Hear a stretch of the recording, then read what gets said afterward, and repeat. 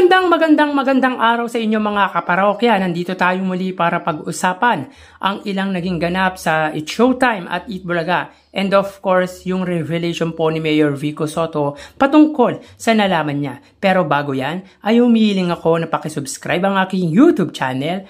Paki-like and share na din para mas marami pa pong makapanood ng video natin. Maraming salamat po sa inyo mga kaparokya.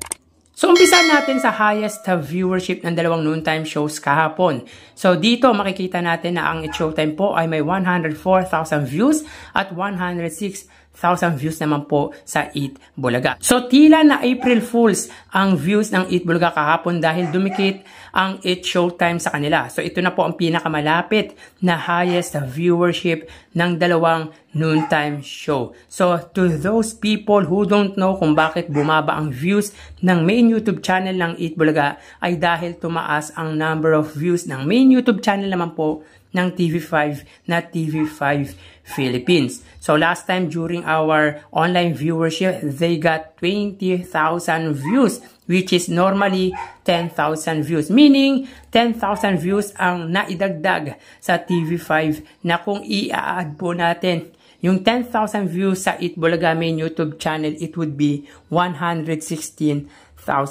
views. Na masasabi natin na maliit pa din mga kaparokya kaysa sa nakukuha for the past few weeks na 130,000 views. Ang It's Showtime naman po ay 2 in a row na nilang naaabot ang 104,000 views nitong ang Lunes at kahapong episode. So, naabot po ng It's Showtime ang pinakamataas na view sa oras na 2:13 PM at 1:57 naman po sa Eat Bulaga. So, dito angat pa din po pagdating sa highest viewership ang longest running noontime show sa bansa, ang Eat Bulaga. So, punta naman po tayo sa dating Eat Bulaga host at legit dabarkads na si Alden Richards. So, tila unti-unti nang natutupad ang pangarap nito na maging isang piloto. Bakit kanyo? So, ayon sa kanyang panayam, since I've been very vocal about being a pilot, there's been an aviation school in Clark that offered a scholar to me to be a pilot. So, ayon pa kay Alden ay hindi na niya na muna babanggitin ang aviation school hanggat hindi pa ito final. So, that's good for him dahil papalapit na siya sa kanyang personal dream. And of course, magiging maganda din ito sa aviation school dahil malaking tulong sa kanila para ma-market ang kanilang eskwelahan. So, sana nga matupad dahil walang katumbas na kaligayahan ang mararating mo kung makakamtan mo ang minimiti mong pangarap. Samantala, Tito Sotto sa Tarlac naman po nagpunta. So, after sa Baguio City with the help of Mayor Benjamin Magalong and Dasmariñas City Mayor Bargaza, ay biyaheng Tarlac naman po ang original host ng Eat Bulaga at dating Senate President na si Tito Sotto. Dahil inendorso lang naman po siya ng kapartido niya sa NPC na si Mayor Susan Yap. Ilan sa nakasama niya sa campaign rally ay sina Abby Binay at Bam Aquino. Samantala, pasok sa top 5 ng Archipelago Analytics Senatorial Survey si Tito Sotto kung saan nanguna ang isa nating sinusuportahan na si Senador Bongo na may 64%. Sinundan ng Tulfo Brothers at pang-apat naman po si Tito Sotto na may 49%. So, solid numbers to for Tito Sotto at hindi siya nawawala sa top 5 ng mga senatorial survey. Siyempre, nakakatuwa din dahil number 1 si Senador Bongo. Nga lang, pumalabing 3 naman po ang isa nating sinusuportahan na si dating Senador Panfilo Lacson sa nasabing survey kung saan nakakuha ito ng 37.5%.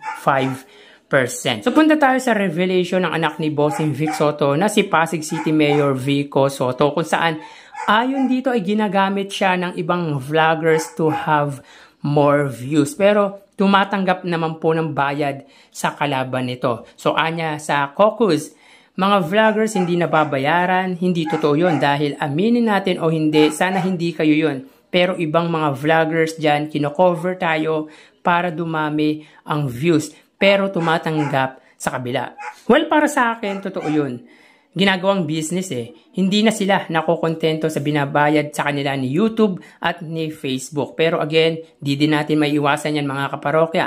They are using the popularity of Mayor Vico Sotto for the views. Iba po kasi talaga ang karisma ni Mayor Vico Sotto, not only sa Pasig, pati na din po sa nasyonal. Kasi naman, bakit biniyayaan ng mabuti at magaling na alkalde ang Pasig? Yan tuloy na paghahalataan na kayong mga user na vlogger. Anyways, flinex ni Mayor Vico Sotto sa kanyang official Facebook account ang kanyang katandem sa Kongreso na si Congressman Roman Romulo. Isa lang ibig sabihin yan mga kaparokya. Huwag nyo na daw pahirapan si Mayor Vico Sotto sa pagpapatakbo ng syudad niya dahil malamang mahihirapan siya magpaayos ng syudad dahil ang katapat ni Roman Romulo ay yung nag-aaya sa kanya ng debate na akala mo siya ang kalaban sa pagka-mayor. Abogado eh. Kaya syempre malakas magamon ng debate.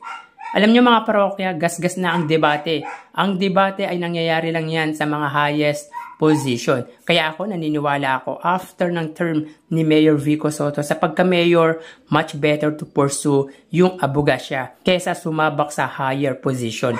Para sa akin, malabo na tumakbo sa Senado si Vico Sotto kung mananalo si Tito Sotto. Dahil alam naman po natin ayaw niya ng political dynasty or political clan.